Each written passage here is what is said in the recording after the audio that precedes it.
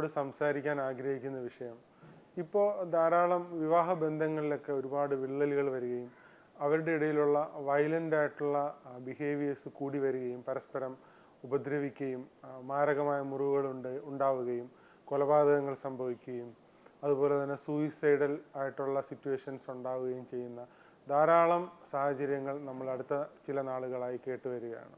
അപ്പോൾ എന്തുകൊണ്ടാണ് ഈ കുടുംബ ബന്ധങ്ങൾ, പ്രത്യേകിച്ച് മാരിറ്റൽ റിലേഷൻഷിപ്പുകളിൽ ഇത്തരത്തിലുള്ള പ്രശ്നങ്ങൾ ഉണ്ടാകുന്നത് എന്നുള്ളത് വളരെ പ്രധാനമായും നമ്മളൊന്ന് ക്രിട്ടിക്കലി ഇവാലുവേറ്റ് ചെയ്യേണ്ടത് വളരെ അത്യാവശ്യമാണ്.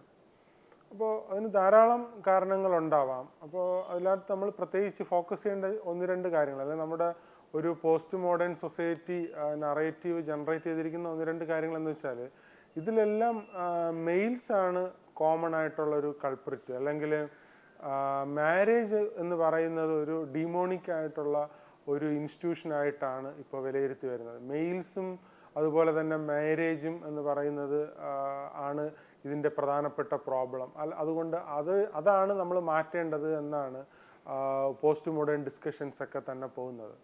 ഞാൻ മനസ്സിലാക്കിയെടുത്തോളം അതൊരിക്കലും ഒരു ഹെൽപ്ഫുൾ ആയിട്ടുള്ള ഒരു നറേറ്റീവോ ഡിസ്കഷനോ ആണ് എന്ന് ഞാൻ വിശ്വസിക്കുന്നില്ല. കാരണം ഒന്നാമത്, എന്തിനാണ് നമ്മൾ കല്യാണം കഴിക്കുന്നത് എന്നുള്ളത് വളരെ പ്രധാനപ്പെട്ടൊരു കാര്യമാണ്. എന്തിനു വേണ്ടിയിട്ടാണ് നമ്മൾ കല്യാണം കഴിക്കുന്നത്?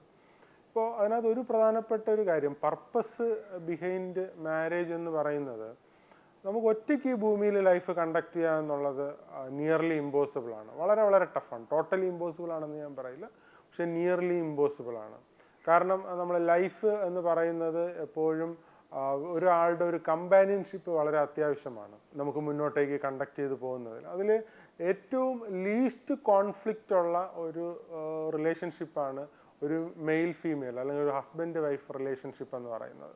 അപ്പോൾ മാരിറ്റൽ റിലേഷൻഷിപ്പിനകത്തൂടെയാണ് അത് കൾച്ചറലി അല്ലെങ്കിൽ സിസ്റ്റമാറ്റിക്കലി അല്ലെങ്കിൽ പ്രൊസീജിയറലി അത് ഫങ്ഷനിങ് ആയിട്ട് കാണുന്നത് എന്നുള്ളതാണ് ഹിസ്റ്റോറിക്കലി ഉള്ള സിറ്റുവേഷൻസും അല്ലെങ്കിൽ പഠനങ്ങളിലും എല്ലാം തന്നെ മനസ്സിലാക്കാനായിട്ട് കഴിയുന്നത്. മാരേജ് എന്ന് പറയുന്ന ഒരു ഇൻസ്റ്റിറ്റ്യൂഷൻ നമ്മുടെ സൊസൈറ്റിയെ എപ്പോഴും ബെറ്റർ ആക്കുകയും ഇൻഡിവിജ്വലിനെ കുറേ കൂടെ ഫങ്ഷനിങ് ആക്കുകയും ലൈഫിൽ വളരെ ടഫായിട്ടുള്ള സിറ്റുവേഷൻസ് വരുമ്പോൾ അല്ലെങ്കിൽ നമ്മൾ അൺഎക്സ്പെക്റ്റഡ് ആയിട്ടുള്ള കാര്യങ്ങൾ ലൈഫിൽ സംഭവിക്കുമ്പോൾ, നാച്ചുറൽ കലാമിറ്റീസ് ആണെങ്കിലും ടെർമിനൽ ആയിട്ടുള്ള ഇൽനെസ് ആണെങ്കിലും ഫിനാൻഷ്യൽ ആയിട്ടുള്ള കൊളാപ്സസ് ആണെങ്കിലും ഇവയൊക്കെ വളരെ സധൈര്യം നേരിടുന്നതിന് വേണ്ടിയിട്ട് നമ്മളെ ഒരുക്കിയ അല്ലെങ്കിൽ ഹിസ്റ്റോറിക്കലി ഹ്യൂമൻ ബീയിങ്ങിനെ പ്രിപ്പയർ ചെയ്ത സ്ട്രെങ്തൻ ചെയ്ത ഒരു ഇൻസ്റ്റിറ്റ്യൂഷനാണ് ആക്ച്വലി മാരേജും ഫാമിലി എന്ന് പറയുന്നത്. അപ്പോൾ അതിൻ്റേതായിട്ടുള്ള പ്ലേസിൽ വലിയ രീതിയിലുള്ള ഒരു കോൺട്രിബ്യൂഷൻ നമ്മുടെ ഒരു സിവിലൈസേഷൻ, നമ്മുടെ കൾച്ചർ ഫോം ചെയ്യുന്നതിൽ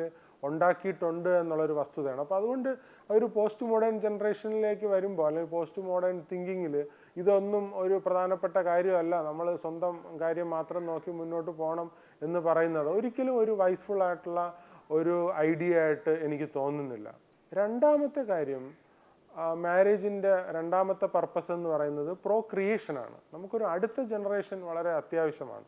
നമ്മൾ ഈ ഭൂമിയിൽ ഇത്രയും നാൾ ജീവിച്ചിട്ട് നമ്മുടെ ലൈഫ് നല്ലതാണെന്ന് 1% തോന്നുന്നുണ്ടെങ്കിൽ നമ്മൾ തീർച്ചയായിട്ടും നമ്മുടെ അടുത്ത ജനറേഷനെ പ്രൊഡ്യൂസ് ചെയ്യേണ്ടതായിട്ടുള്ള ഒരു ഒബ്ലിഗേഷൻ നമുക്കുണ്ട്. അപ്പോൾ അതുകൊണ്ട് ക്രിയേഷൻ എന്ന് പറയുന്നത് മാരിറ്റൽ ലൈഫിൻ്റെ വളരെ പ്രധാനപ്പെട്ട ഒരു പർപ്പസാണ്. മൂന്നാമത്തെ ഒരു പർപ്പസ് എന്ന് പറയുന്നത് വളരെ വളരെ പ്രധാനപ്പെട്ടതും ഏറ്റവും സിഗ്നിഫിക്കൻ്റ് ആയിട്ടുള്ള ഒരു പർപ്പസാണ്. നമ്മൾ ഈ ഭൂമിയിൽ ജീവിച്ചിരിക്കുന്നതിൻ്റെ ഒരു മീനിങ് കണ്ടെത്തുന്ന ഹയസ്റ്റ് ആയിട്ടുള്ള സോഴ്സാണ് ആക്ച്വലി മാരേജും ഫാമിലി എന്ന് പറയുന്നത്.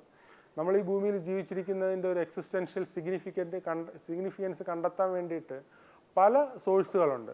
കരിയറുണ്ട്, മാരേജ് ഫാമിലി ഉണ്ട്, ക്രിയേറ്റിവിറ്റി ഉണ്ട്, ആൾട്രൂയിസ്റ്റിക് ആയിട്ടുള്ള ചാരിറ്റബിൾ ആയിട്ടുള്ള ആക്ടിവിറ്റികളുണ്ട്.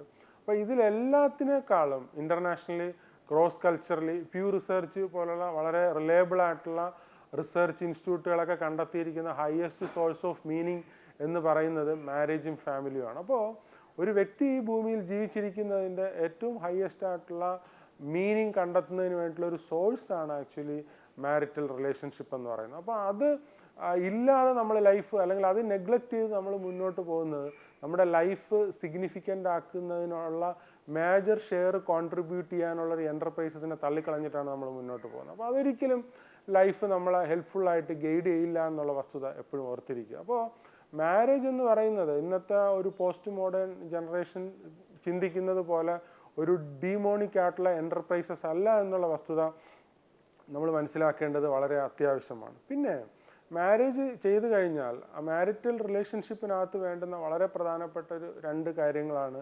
കമ്മ്യൂണിക്കേഷനും ഇൻറ്റിമസിയും എന്ന് പറയുന്നത്. അപ്പോൾ ഈ കമ്മ്യൂണിക്കേഷനും ഇൻറ്റിമസിയും വേണ്ടുന്ന രീതിയിൽ പലപ്പോഴും വർക്കൗട്ട് ആവാത്തത് കൊണ്ടാണ് മാരിറ്റൽ റിലേഷൻഷിപ്പ് ഫങ്ഷനിങ് ആവാത്തത്.